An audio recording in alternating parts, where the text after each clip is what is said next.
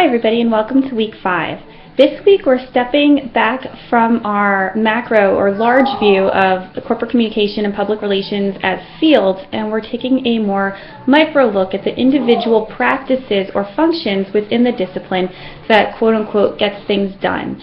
So we're going to start with an examination of the concept of publics. Publics have a lot of jargon attached to it, so there's publics, there's stakeholders, there's audiences, and so I do my best to untangle those different definitions in the lesson this week.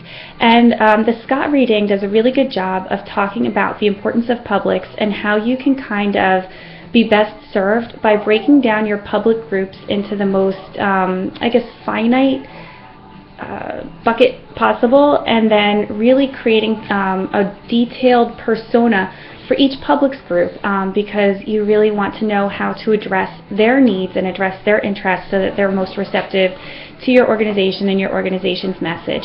So to that end, the reading in the lesson this week examined what is a public, what is a stakeholder, what is an audience, how you can define them. So there's demographics, there's psychographics, there's a couple different ways to do it. There's stakeholder theory, and then the PVI index, which is what your activity is actually about this week. So we delve into all of that in the lesson, and then the reading really talks again about how to define your publics and how to do it in a useful and creative way that will help you more effectively reach your stakeholders. So by the end of this lesson, you should have a really well-rounded view of not only the importance of publics and defining publics, but how you can do it as well. And so to that end, there is a discussion this week that asks you to define your publics or your organization's publics. And because I just want to draw on the fact that this is a concept that you're probably already very familiar with, but you might just not have put kind of like a name to it. So in everyday life, we have publics or stakeholders that we deal with. And think about where you work. Where you work also has publics and stakeholders. So the discussion forum actually asks you to talk about the stakeholder groups for where you work, but if you don't currently have a job, or if you would prefer, you could talk about who your stakeholder groups are as well.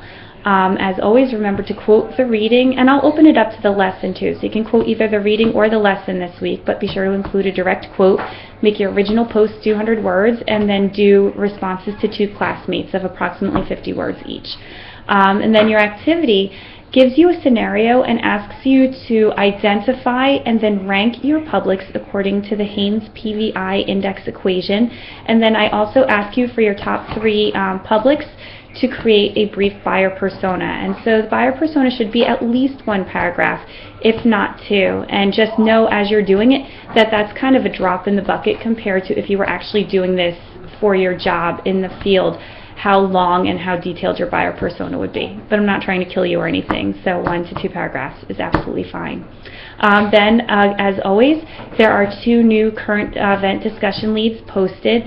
I want to say that I am loving how you guys are doing so well with the current event discussion leads. Again, this is my first time doing it in an online class. It's usually done in my face-to-face classes, and they are just a lot of fun and go extremely well.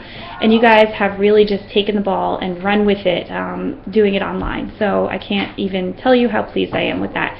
So keep up the good work. Check out 2 more interesting discussion leads this week.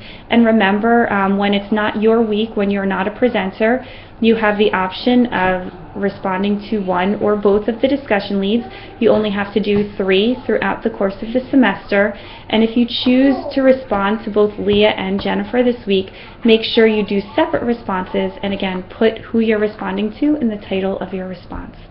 So if you have any questions, as always, feel free to reach out to me. I will be on campus actually this afternoon if you happen to stop by. Even though it's not my office hours, I should be there for the bulk of the afternoon. I will also be there Tuesday morning and Wednesday afternoon. I always recommend making an appointment in advance because the time kind of happens to fill up, but you are also welcome to just stop by. So have a great week, and I'll see you in the classroom.